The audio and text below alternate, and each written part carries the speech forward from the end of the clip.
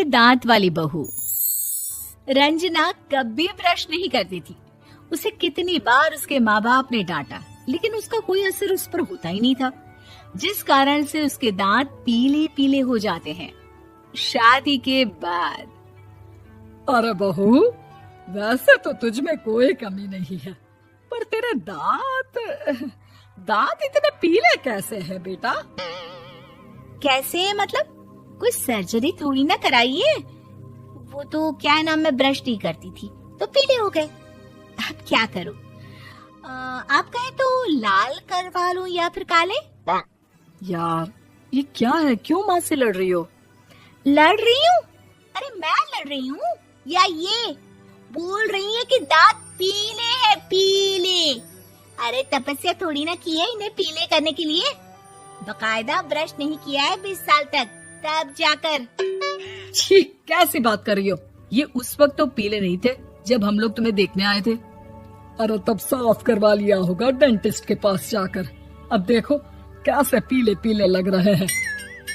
रंजना सास की तरफ गुस्से से देखती है। फिर शुरू हो गई पीले पीले पीले। अरे पीले तो तब भी थे जब मेरे हाथ का रसगुल्ला उड़ा उड़ा कर खा रही थी और बोल रही थी, लड़की नहीं गुणों का खजाना दे रहे भाई साहब आप।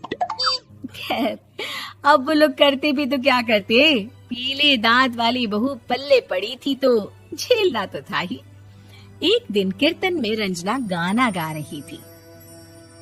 अरे कमला बहन, माँ का द्वार है, यहाँ तो सब शुद्ध होकर आते हैं, फिर अपनी बहू को ब्रश भी नहीं करवाती तुम। दूर से पीले पीले दांत भक्ति में बाधा उत्पन्न कर रहे हैं। अरे कोई 2 साल के बच्ची थोड़ी ना लेकर आई हूँ मैं बहू बनाकर।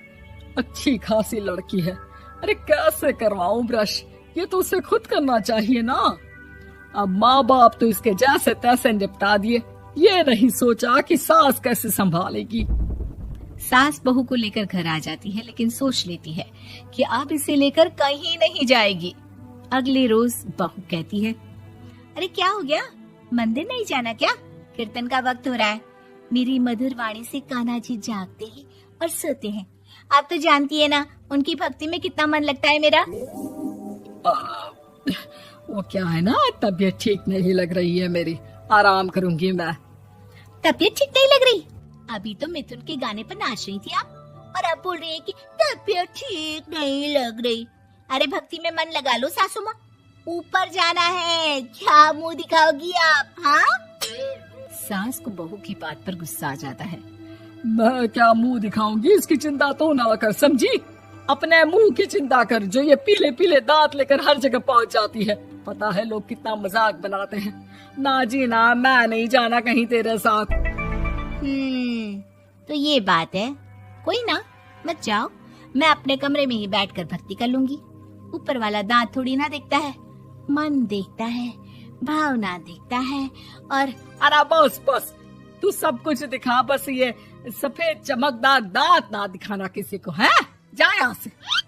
बहू को सास की बात का कोई फर्क नहीं पड़ता, वो तो जैसी थी वैसी ही रह जाती है। सुबह नहाकर किचन में खाना बनाना, फिर खाना खाना, कीर्तन भजन करना और सो जाना। एक दिन, माँ जी मैं सहेली के घर जा रही हूँ, शाम को लेट आऊंगी।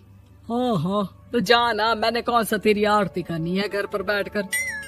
रंजना सहेली के घर जाती है, जहाँ वो पार्टी में जाने की तैयारी कर रही होती है। अरे शिखा, कहाँ जाने की तैयारी कर रही है? मैं गलत वक्त पर आ गई क्या? अरे नहीं यार, उल्टा सही वक्त पर आई है।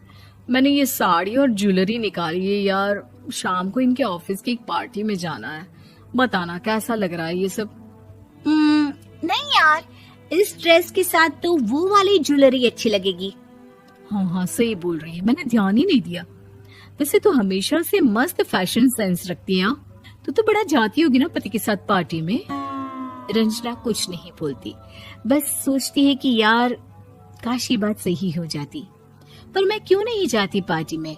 क्या इन लोगों की कोई पार्टी होती नहीं होगी? रंजना घर आती है और रात में पति से सवाल करती है, एक बात बताइए, आप मुझे किसी पार्टी में क्यों नहीं ले जाते? क्या आपके यहाँ ऑफिस में पार्टी नहीं होती? पति बेचारा क्या कहता कि दांत पीले हैं तुम्हारे इसलिए। अरे कोई पार्टी होती नहीं हम लोगों के ऑफिस में, तो कहाँ से लेकर जाऊं? और मार्केट, मॉल, कहीं वीकेंड घूमना, कहीं तो। अरे यार, सारे हफ्ते में एक छुट्टी मिलती है, तो सोचता हूँ कि आराम ही कर लूं। क्यों? रंजना मन मार के रह जाती है। पहले कभी सास के साथ मंदिर जाया करती थी, लेकिन वो भी सास ने ले जाना बंद कर दिया। घर बैठी बैठी रंजना बोर हो जाती है। तभी उसे आइडिया आता है और वो मायके जाने का सोचती है। सासू माँ, 2 दिनों के लिए मम्मी के घर जा रही हूँ। अच्छा ठीक है, आराम से जा। और हाँ, माँ से कुछ अच्छी आदत सीख कर आना कि कैसे शरीर के हर भाग की तरह दांतों की सफाई भी जरूरी होती है, समझी? शुरू हो गई ना आप। वो लोग आपकी तरह नहीं है कि छोटी छोटी बात का बतंगड़ बना दे। उन लोगों के लिए मैं मायने रखती हूँ, ना कि मेरे पीले पीले दांत। रंजना माँ को बिना बताए उन लोगों को सरप्राइज देती है, लेकिन जैसे ही वो दरवाजे पर पहुंचती है, अंदर देखती है कि घर वाले कहीं जा रहे होते हैं। अब माँ, काश रंजना दीदी के दांतों वाली प्रॉब्लम नहीं होती, तो वो भी हम लोगों के साथ चलती ना बुआ जी की बेटी की शादी में। हाँ बेटा, लेकिन अब उसे कौन समझाए कि उसको उसके पीले दांत नहीं दिखते, लेकिन उसके आसपास के लोगों को कितना एम्बैरेसिंग फील कराते हैं।